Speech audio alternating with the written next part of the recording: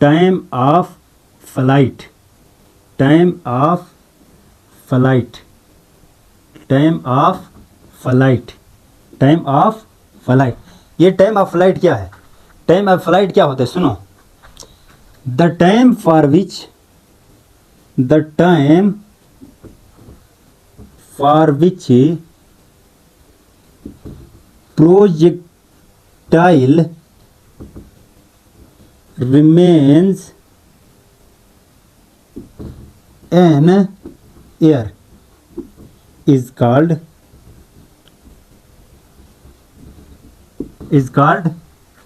Time of flight. मैंने क्या लिखा?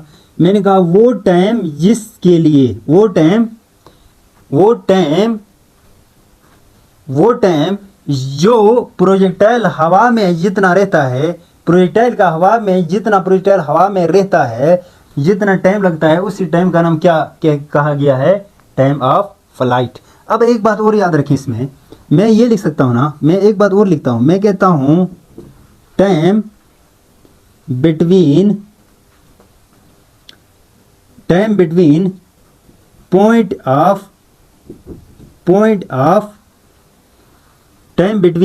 Point of project two point of strike.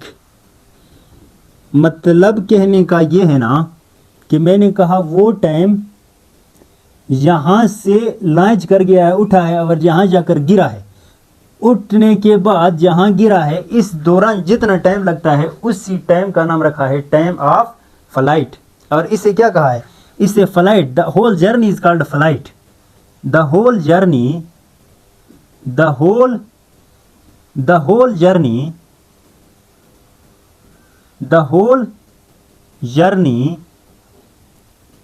Of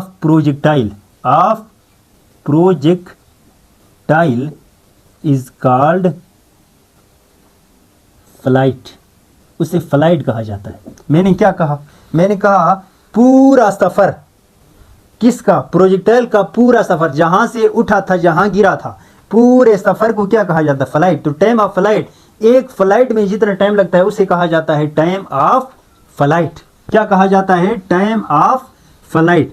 अब बात करते हैं कि टाइम ऑफ फ्लाइट तो हो गया है, लेकिन सवाल ये पैदा होता है कि टाइम ऑफ फ्लाइट कब ज़्यादा होता है, कब कम होता है। तो इसके लिए फिर से मैं आपके सामने फार्मूले लेकर आ रहा हूँ, जिसे डेरिवेशन कहते हैं।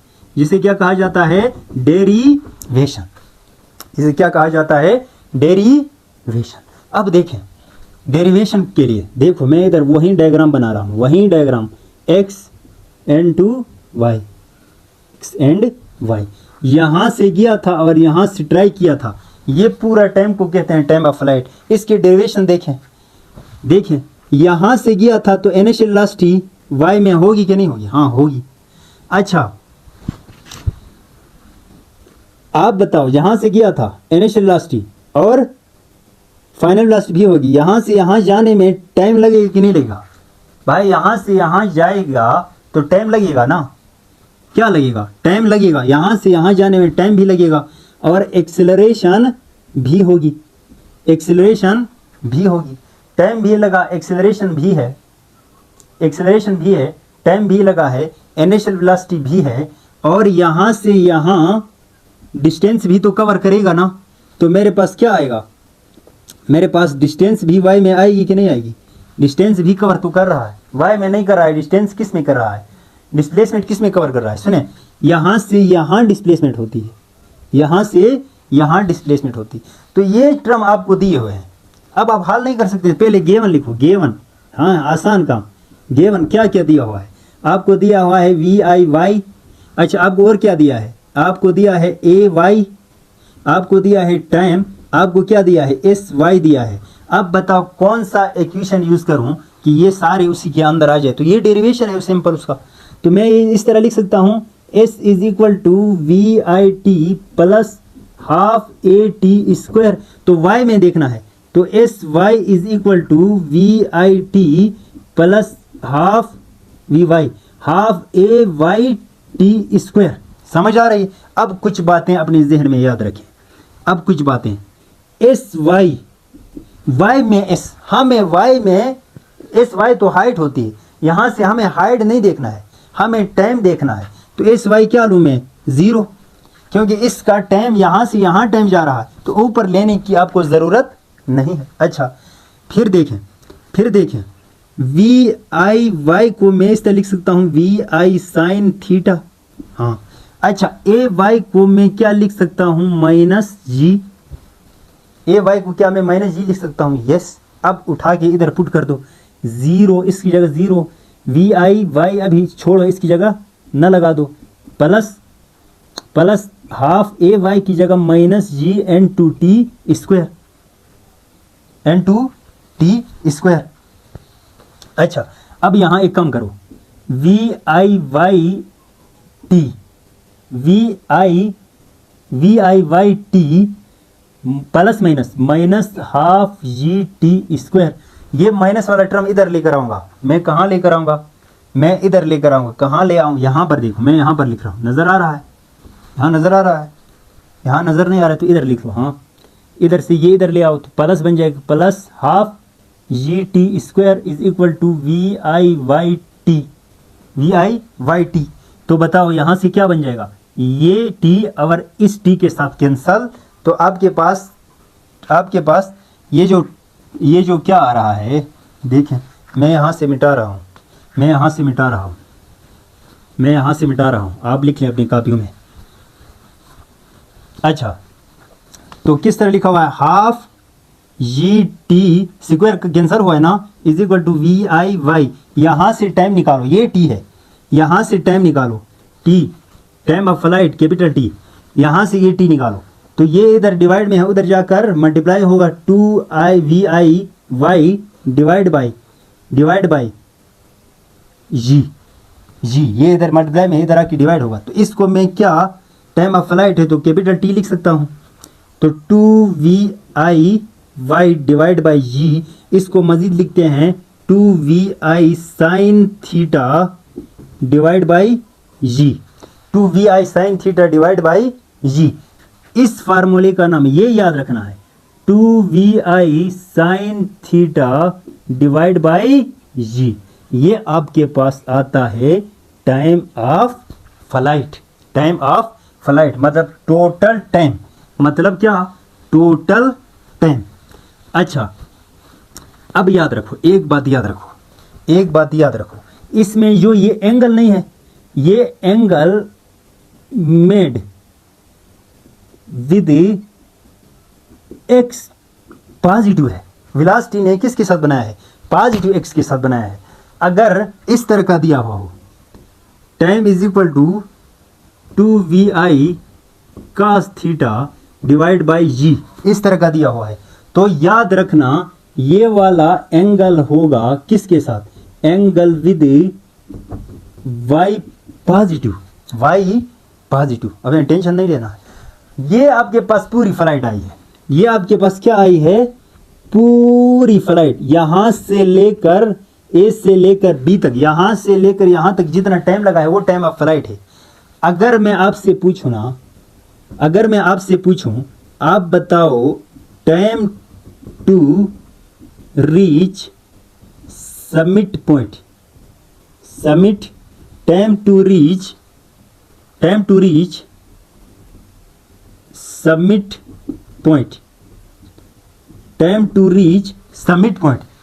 पॉइंट तक पहुंचने में कितना टाइम लेगा, ये याद रखना है। नीचे से मतलब यहाँ तक, तो यहाँ से यहाँ और यहाँ से यहाँ, देखो ये पूरा है, इसको आपने आधा किया, समिट तक आधा है कि नहीं, तो आपके पास टाइम भी क्या होगा, आधा होगा।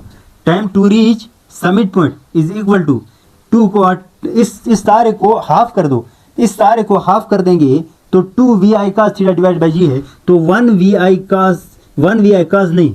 आई sine theta divide by G, cos theta भी लिख सकते हैं, लेकिन वो मैंने आपको तरीका बताया है, cos थीटा साइन थीटा तब लगाओ जब x पॉजिटिव के साथ एंगल बने, cos थीटा तब लगाओ जब y पॉजिटिव के साथ आप एंगल मेजर करोगे, तो ये लगाना है, समझ आ रही। अगर time to reach summit point तो इसको आधा कर दो, इसको आधा करेंगे तो ये बनेगा। अगर टोटल टाइम लगा है 100 सेकंड लगी है फ्लाइट में, तो बताओ time to reach summit point कितना होगा, time to reach summit point कितना होगा, तो आपको हो sir 50 second.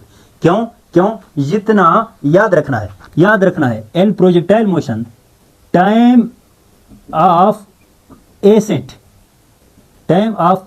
Is equal to time of descent. नीचे से ऊपर जाने में जितना टाइम लगता है, नीचे से समिट पॉइंट तक जाने में जितना टाइम लगता है, उतना टाइम समिट पॉइंट से वापस आने में लगता है। तो मैंने क्या लिखा, टोटल टाइम अगर 100 सेकंड लग रही है तो बताओ समिट पॉइंट तक कितना टाइम लगेगा, तो आप कहें 50 सेकंड। अच्छा, तो फिर वापस दोबारा नीचे आने तक कितना टाइम लगेगा, 50। इधर से ऊपर समिट पॉइंट तक जाने में टाइम कितना लगेगा, 50 सेकंड। तो समिट पॉइंट से वापस आने तक कितना टाइम लगेगा, 50 second. Time of ascent is equal to time of descent. Time of ascent is equal to time of descent. Time of ascent is equal to time of descent. अब बात करते हैं ना डिपेंडेंट फैक्टर्स का। किसका, dependent factors का। किसका, dependent factors का।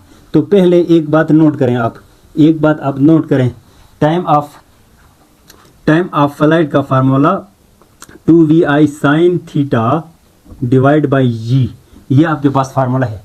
तो टाइम ऑफ फ्लाइट का फार्मूला क्या है, 2vi sin theta divide by g. अब एक बात याद रखो, इसको मिटा देते हैं, इधर लिख लिया है। अच्छा, अब बात बताओ, डिपेंडेंट फैक्टर की बात करूं तो बच्चों मुझे कहने की बिल्कुल ज़रूरत नहीं है, आप इस चीज़ को देखकर आप डिसाइड करें। डिसाइड आपने करना है कि टाइम ऑफ फ्लाइट किस पर डिपेंड कर रहा है। ये तो कांस्टेंट है, ये भी कांस्टेंट है, दो टर्म रहते हैं।